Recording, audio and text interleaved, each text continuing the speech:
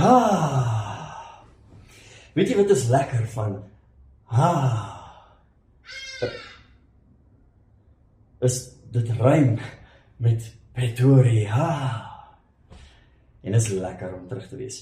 Ek sien julle hierdie naweek by die Atterbury Theater. Toe ek nog gewerk het, toe het ek nie regtig, wel nie gereeld met konsepte gewerk nie. As daar nou 'n nuwe album uit is, dan kry hy nou 'n nuwe baadjie, en as daar nou 'n spesiale vertoning is saam met die Drakensbergse Seunskoor of so iets, dan het jy nou iets as 'n konsep. Maar meeste van die tyd daag jy nou maar net op en jy sing jou liedjies en jy doen jouself, jy is die konsep, jy is die produk. En dit geld maar vir meeste musikante, nie almal nie, maar meeste, en maar nou het ek so min werk. Nou het ek eintlik nie meer werk nie, ek doen so 20 optredes per jaar. Probeer ek om 'n bietjie meer vorm daaraan te gee, so 'n bietjie meer binne 'n struktuur te werk, 'n bietjie meer met 'n konsep te werk, en van daar hardloop. Dus hoekom hardloop nou ook 'n konsep vertoning is. En dit het ontstaan toe ek het myself afgevra, jy weet, hier sit ek nou tot 7 jaar terug het ek gesê, ek sal nooit trou nie, ek sal nooit kinders kry nie, dis glad nie so nie, ek het hierdie pragtige huis in die berge gebou, en dit is eintlik 'n ou jong kerelsplek, 'n bachelor pad. En nou is daar nie plek vir al die kinders en die vrou nie, al is die plek groot, maar is so ontwerp vir iemand wat vir die res van sy lewe alleen gaan bly. En toe dink ek, hoe het ek tot hier gekom?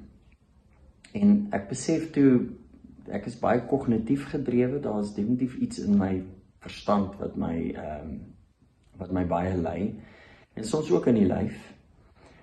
Maar ek kom toe agter, ek is eintlik meestal 'n hartsgedrewe mens. En ek dink toe, dis nogal iets om op te fokus, want dis 'n nuwe ontdekking om te maak op 55.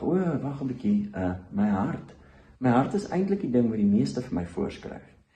So, dis waar die konsep vandaan kom, is om te ondersoek waar my hart my gelei het, waarheen, hoekom, en waar is ek nou? Ja, dis 'n interessante vraag, om te vra of daar 'n emosionele goue draad is. Definitief nie een waarvoor ek mik nie. Ek is al gemaklik genoeg met my emosies, en doen wat ek doen al lank genoeg om te vertrou dat die draad van die emosies homself sal dra. Dit gaan eerder daaroor om 'n storie te vertel van begin tot einde, al is dit 'n selfstorie. Maar dit moet koherent en die tydsverloop moet konsekwent wees. En die emosie sal die storie lei. Dis nie dat die storie moet voldoen aan 'n emosionele draad nie, dis meer 'n geval van die emosie is wat vorm gee aan die draad.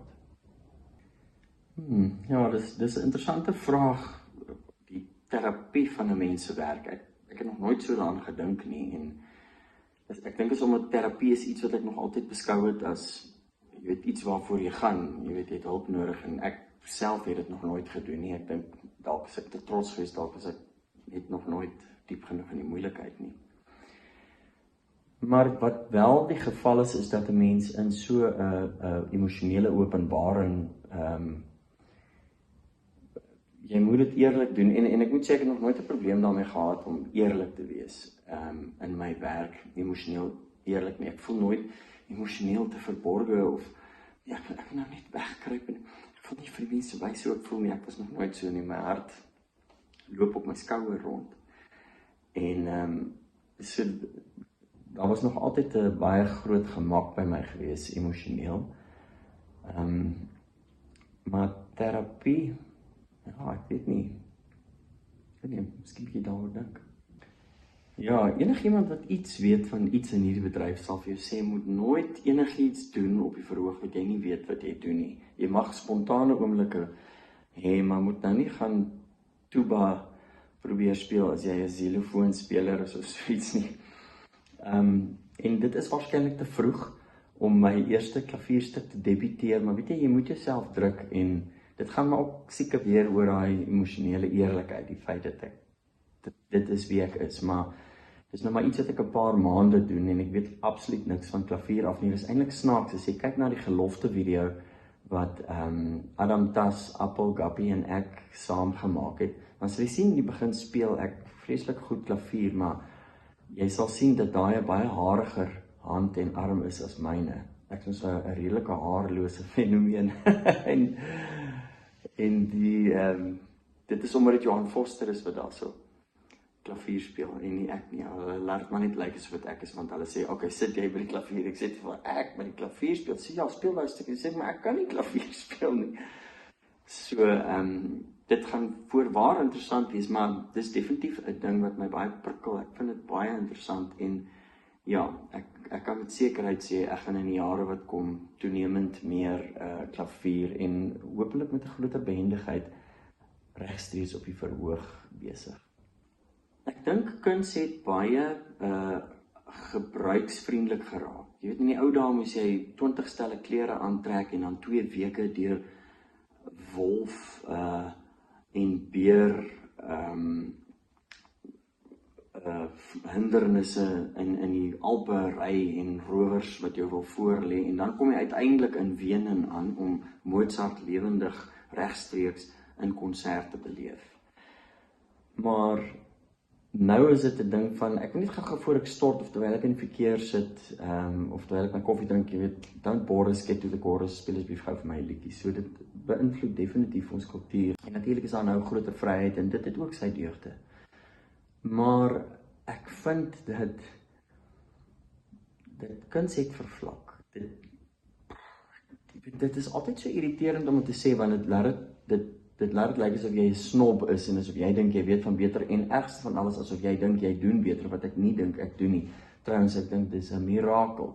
Dis 'n wonderwerk dat iemand soos ek enigsins met sy 3 akkoorde choing op 'n gitaar 'n loopbaan kon bou.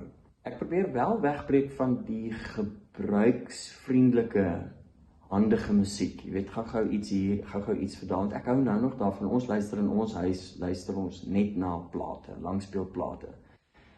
En ek hou daarvan om 'n plaat op te sit en die reis mee te maak en te luister daarna. Ek kan byvoorbeeld glad nie in 'n restaurant sit en met mense gesels terwyl daar musiek speel nie. Ek is baie sensitief vir die restaurant wat ek kies, want as daar musiek speel, dan kan ek nie mense hoor nie. My oor gaan so na die musiek toe, en as jy sal agterkom as jy vir my kom kuier, dan speel daar nooit musiek wanneer ons kuier nie, want ek kan nie fokus nie. En as ek by jou kom kuier en jy sien op 'n stadium kyk ek vir jou, maar jy kan sien ek kyk nie regtig vir jou nie, my gedagtes en my gehoor is op 'n ander plek. Is dit omdat die musiek my wegtrek. Ek is nie 'n baie eksentrieke mens nie, maar dit is die een ding. Dit is die een ding van my. Dis waarom dit gaan. Musiek waar jy direk betrokke is by die musiek. Dat jy intiem verkeer met daai musiek op daai oomblik, dat jou gedagtes nie op 'n ander plek is nie. Ja, as jy met iemand, as jy lief is vir iemand en jy is saam met hulle om by hulle te wees in jou kop, dat jou gedagtes nie dwaal nie, dat jy nie op ander plekke is en jou geliefde vir jou sê, maar hoorie, waar is jy nou? Is jy daar?